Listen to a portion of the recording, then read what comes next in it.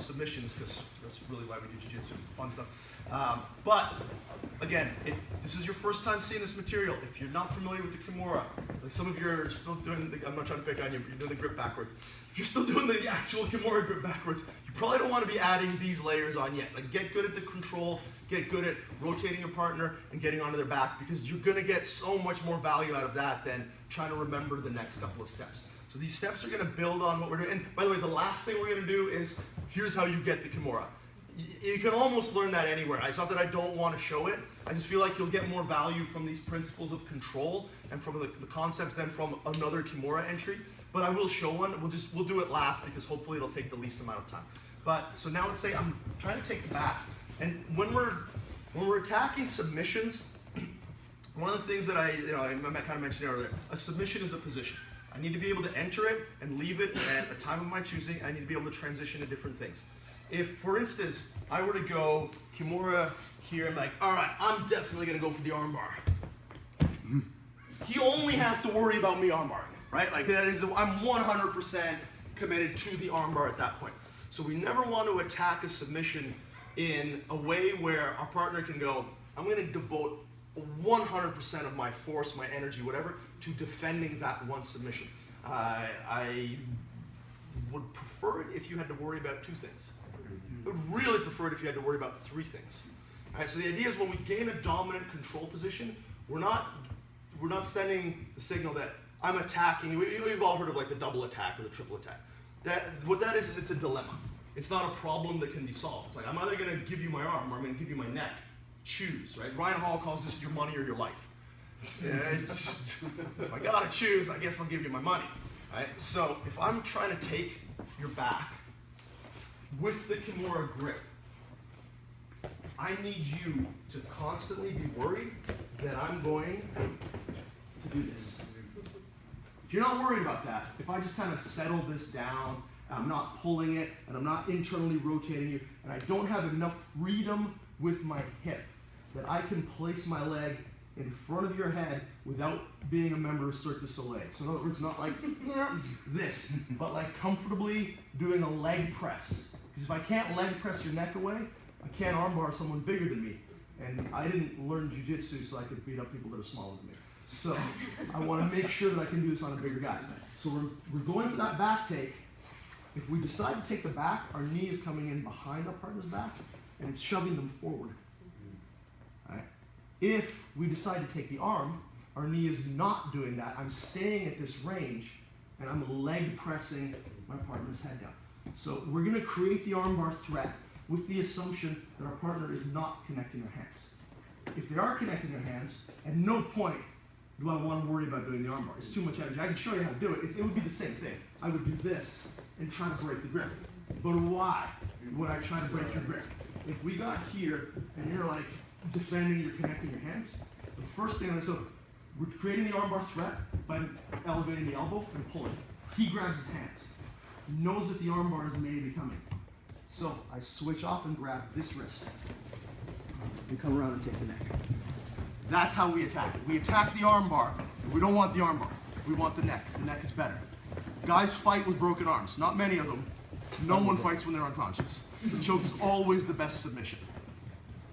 Here, I'm starting to pull away. I really feel him tugging. I pull him into me with this knee motion, covering this wrist as I go, sliding my hand underneath and gripping the shoulder here. All right? I can return to this control. I can return to this control. I can move him to this side using that foot for base and finish on this side. A bunch of ways to do it. That's kind of not within the scope of what we're doing today. I do really want to focus on the Kimura control and how you can use it to get what you want. But the simple solution to the neck attack is to threaten like I'm going to do this, and as he does that, I pull him into me and attack. Now, when we're doing this attack, and this is something that hopefully will stay with you even if you learned nothing else from today. How many of you have trouble digging under the chin? You don't, good for you. I have trouble doing all of it. So one of the reasons that people have trouble digging under the chin is when, let me just, I'm trying to categorize in my head. All right, any joint in your body can act as a shock absorber. When I'm trying to dig underneath your chin, your neck, see how Troy's able to move his head around? Even if I almost get under there, like let's say even if I like lift up, let's say if I almost get under there, now he moves in this direction, like towards me, towards this shoulder. Yeah, there you go. Oh, damn it, I lost it again. It's really difficult to dig under there. Even if I get like a sweet arm trap, which is really cool, and like here, and I'm trying to get it, like, if for any of you that saw the match at EBI between Gordon Ryan and Yuri Samoas, and Gordon had this for like 5 minutes before he got him. This is hard, right? So something that's gonna help you a lot is if we can take the movement in his neck and his head away. So what I'm gonna do is I'm gonna use my chin. Now, you see this nice triangle shape?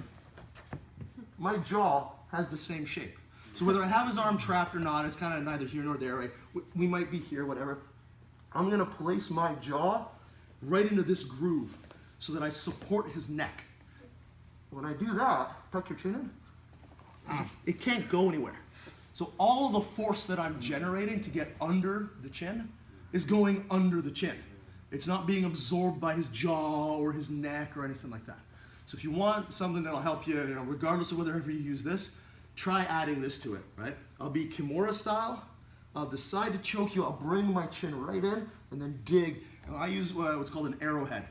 So I take my thumb and I cover it with my forefinger. So I've got a nice frame behind it. Some people like this. Some people like whatever you feel good with. I really like this. It's the narrowest profile. For those of you that don't know what PSI stands for, pounds per square inch, right? The smaller the surface contact that I'm generating force into, the more pounds per square inch, therefore the more pressure. So I find that this is kind of the narrowest, smallest thing that I can use to drive under. The thumb's a little bigger, this knuckle's a little bigger. Certainly the profile of your fist is a lot wider. So if I can start with that, and I'm not going directly under the jaw, I'm going behind it, under the ear, and slicing your throat with it. All right, sorry, I wasn't sure if I was gonna add that, but seems like it's pretty useful. So we get here, I'm controlling the top wrist now, arrowhead, drive the knuckle under, and it's even better in the gi because I don't have to get all the way around you. I just get your collar, and now I'm good to go. All right, let's just go through that motion one more time.